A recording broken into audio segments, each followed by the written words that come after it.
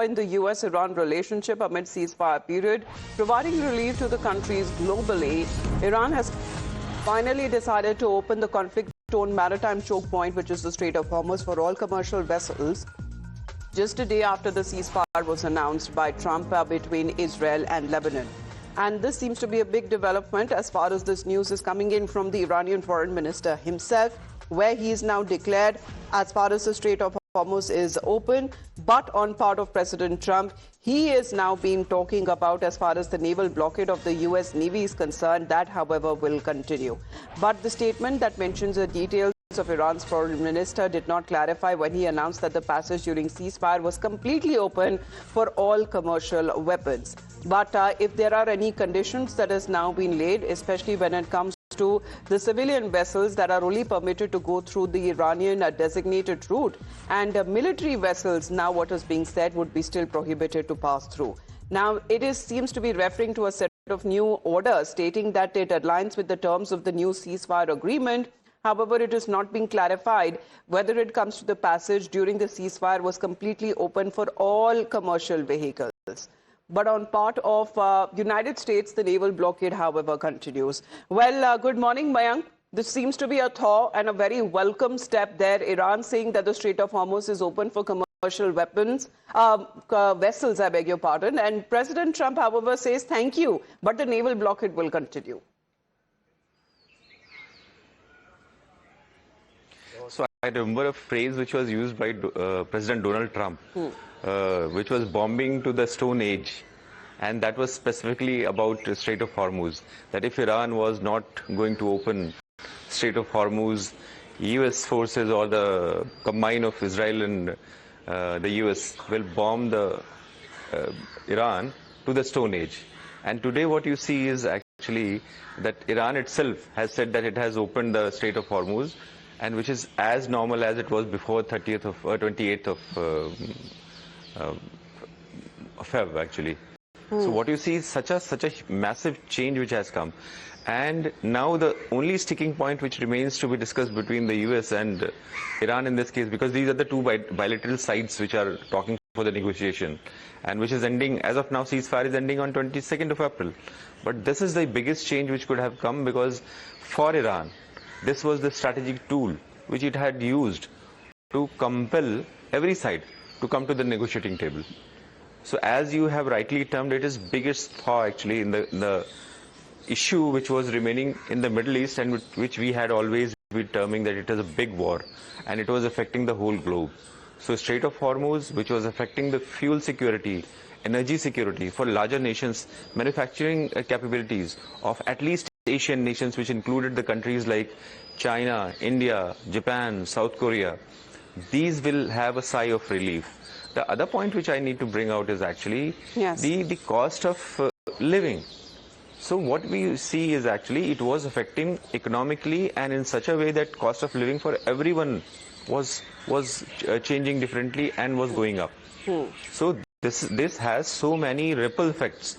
So not only the negotiations which are going to, which are expected to take place, second round of negotiations. But more or less, when it comes to these statements are coming in from President Trump himself, ma'am, because first he seems to be making the announcement that Iran has agreed to hand over the enriched uranium. Now he's also talking about the reopening of the Strait of Hormuz.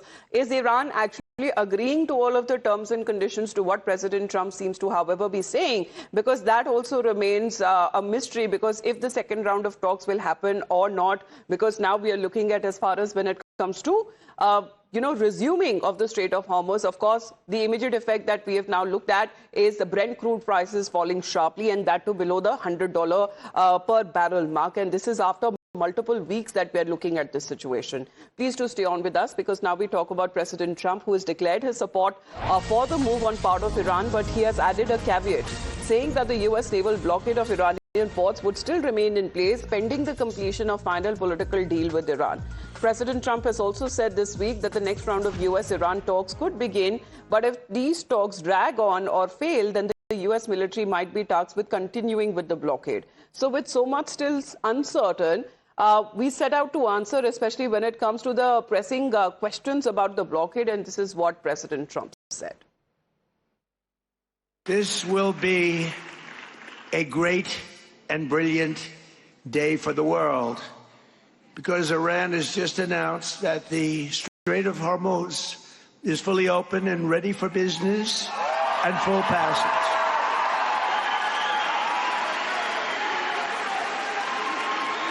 But the naval blockade, with the greatest navy in the world, from the greatest military the world has ever seen, we built it during my first term. We built it. They said I was crazy. We weren't so crazy, were we? Will remain in full force and effect as it pertains to Iran until such time as our transaction with Iran is 100% complete and fully signed. And this process, we're getting along well, but who knows with anyone, but who knows with Iran in particular. This process should go very quickly, and that most of the points are already negotiated and agreed to. You'll be very happy. The USA will get all nuclear dust. You know what the nuclear dust is? That was that white powdery substance created by our B-2 bombers, those great B-2 bombers, late one evening 7 months ago. No money will exchange hands in any way, shape, or form. Iran will be, and you know how we're going to get the dust, right? Iran, we were going to take it anyway, but taking it that way is slightly more dangerous, but we were going to get it anyway. But Iran, with the help of the USA, has removed or is removing all of the sea mines, and most importantly, it never agreed, and you'll understand, they will never have a nuclear weapon. They will never have a nuclear weapon. Well, Mayank, this is sort of change that we're actually seeing President Trump in a visibly happy mood. And this is a dig that we have seen that the Iranian embassies in one of the countries have also taken a dig. When he talks about the Strait of Hormuz, well, in the moods that he appears in, either it is Strait of Hormuz, it is either Strait of Iran, or is it Strait of Trump. But President Trump here, however, seems to be announcing that Iran has agreed to the terms and conditions. Yes, it is open. And the biggest part, actually, when you see, is actually talking about dust, which is fissile material, which is enriched uranium. And this had been the one which is right now being discussed and is in focus. But what we need to remind our viewers, and they would also be interested to hear about, what about Lebanon then? What about the Strait of Hormuz, which was supposed to be the biggest tool in the hands of Iran? Reading all the trends, actually, we see that things are moving towards a situation wherein resolution might be in sight. So the way the things are moving, but then stronger statements from the US side, the blockade remains, which means that they'll be deciding what kind of ships, even if Iran has announced that Strait of Hormuz is open as it was before the 28th of Feb, actually. So we have to see that what kind of blockade has the US continued with. But is it still continuing with the blockade of the kind of ships which are moving towards Iran or moving out of Iranian ports? That has to be seen, and it is a very interesting thing, actually. So how is it Iran going to take a position on that? And they have also announced that no military vessels are allowed to enter, which means no military vessels are allowed to enter. But as you hear the statement made by President Donald Trump, he was also talking about mines, actually. Yes. Mines remain the biggest danger as far as both US and Iran are working on that as far as clearing the mines on the seabed, which Iran seems to have laid. But on part of the Iranian point of view, we're going to put that focus as well, because if the Strait of Hormuz is indeed open, there was a visible cheer that you could also hear in the background when President Trump announced this. Let's in the meantime also talk about, it's been over a month, close to 2 months if we can talk about Operation Epic Fury, where President Trump had claimed that there has been a major breakthrough in the US military mission against Iran, announcing what he has described as the suspension of Tehran's nuclear program and the reopening of the Strait of Hormuz. So President Trump has been saying that the United States would secure what he's called as the nuclear dust, in which he's described enriched uranium from Iran without any financial exchange, while asserting that one of the key objectives, restoring free movement through the Strait of Hormuz choke point, has been achieved. But we'll put out exactly what has been the Iranian point of view here as well, because Iran, however, has come out to clearly and categorically dismiss President Trump's claim that Tehran has agreed to allow its enriched uranium to be handed over to the US. So this still remains a sticking point as far as enriched uranium is concerned. President Trump, however, seems to be insisting that when it comes to a nuclear weapon, Iran cannot and is not in a position to acquire that. But again, when it comes to if the next round of talks happens, it is still not clear when. But it is being said that it will happen again in Islamabad. And will President Trump himself go to Islamabad? Well, Mayank, that also seems to be one of the bigger questions, what we are now looking at, because President Trump has now been, dropping a big hint. But how is that every condition that President Trump has said, Iran is accepting all without any conditions? I mean, that appears to be something which is impossible. See, on this point, we can analyze actually, because ultimately the details will come out, but we need to analyze how the things have shaped up, or what has been the kind of trend which has been seen since last almost 15 days, or specifically as the ceasefire started. So what you see is actually gradually both sides are coming to a middle ground, or they are shaping the atmosphere to an extent that when they come out with an agreement, the environment will already be shaped in such a way that people will agree that at least things have boiled down, or the thaw has been such that it is agreeable to the world. This is how the environment is being shaped right now. But then important aspect which you brought out, when it is about dust, I mean the term which has been used by President. When it is about enriched uranium, we need to see, because in terms of uranium has multiple uses in that case, and that can be military grade uranium, and that can be for the peaceful purposes, for energy, for medical purposes, and all. There are multiple use of that. So the amount of enrichment decides how is it going to be utilized, or in what way the chemical reaction can take place, that it can become an energy which is a bomb. So we have to see what is the kind of discussion going on. To what extent will the Iran be allowed to enrich its uranium? And whatever the uranium is right now, will Iran be agreeing that it hands that entire uranium amount or quantity to US?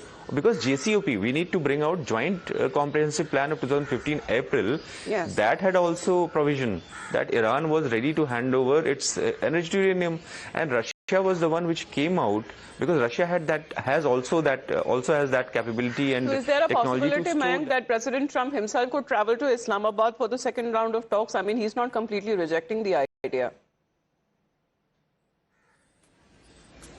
Absolutely, because he had sent the emissary, which is the vice president, and who has been seen as the voice which was against this operation, because Iran was also agreeing to him that he comes out, that he will be able to understand their viewpoint. So it is going to be one of the biggest announcement for the time being, or for this decade. I mean, if you see, watch out. So you may, let us not deny that yes, situation. Because a lot of back-channel talks and movement that seems to be happening on part of the countries, which seems to be playing the role of a negotiator here. But it seems that President Trump has once again voiced his disappointment with NATO.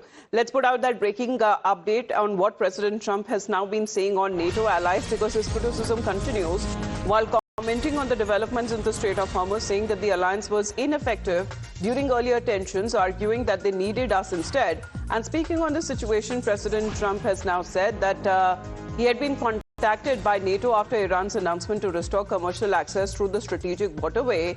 And now that the Strait of Hormuz situation is almost over, he says that he received a call from NATO if they would like some help. Well, President Trump now said that I required your help around 2 months ago, but I don't really need your help anymore. Well, let's listen into what he has now said. And now that the Hormuz Strait situation is almost over, I received a call from NATO asking if we would like some help. Thank you very much, NATO. And I told them I would have liked your help 2 months ago, but now I really don't want your help anymore. Because they were absolutely useless when we needed them. But actually, we never needed them. They needed us. They need us. They need us so badly. Well, I guess he wanted you to say not 2 months ago, but 2 weeks ago, Mayank, because President Trump has referred to NATO to be as a paper tiger, suggesting that NATO members only reached out after developments had stabilized. And now he says that the Strait of Hormuz situation is over. Then what's the point? I don't need your help. I never needed your help. In fact, when he was making appeals, there were countries which came out openly saying that it was not their war, and not in so many words, but then they definitely in so many words actually. In a way, they were hinting that only. So what you see, I mean, specifically, we can name the countries like UK, France, or Germany, or I mean, even Italy. Directly, they were not involved. Indirectly, they were. I mean, there had been lots of reports that indirectly they were, and to the extent that Italy was ready to send its air defense equipment also to participate with the war. So what you see is actually, I mean, viewers would also appreciate that the way the things have shaped up. I'm using this word shaped up in this war, Middle East war. It is going to make people re-evaluate the kind of arrangements which still continue, and NATO is one of it, which is Cold War arrangement which has been taking place. So there will be some kind of a rethinking amongst the people, because if this happens next time and in such a way that they are not ready for the war, how are they going to behave with this war? So NATO becomes and the countries allies, if we use the term allies, because in this case, I mean, if they were allies, how did they participate in the war? That has also to be seen. Yes. So it becomes interesting to see that if NATO was not ready, the countries were not ready. So it is all analytical till now and mainly dependent on what President Trump has been saying. However, Iran agreeing that the Strait of Hormuz has been opened only for commercial weapons, vessels, again, I beg your pardon. But this seems to be one of the talking points there. As Mayank said, that how things are actually shaping up, the devil seems to be in the details there. And that, however, still remains to, be put out. And if the next round of talks actually happen in Islamabad, what would be the sticking points here? Because Lebanon ceasefire has been announced, Strait of Hormuz has been reopened. And now what President Trump has been saying as far as nuclear dust or enriched uranium that Iran has agreed to hand over. Iran, however, has been denying this very point by the President of the United States. We'll get you more back after a short break. You're watching Times.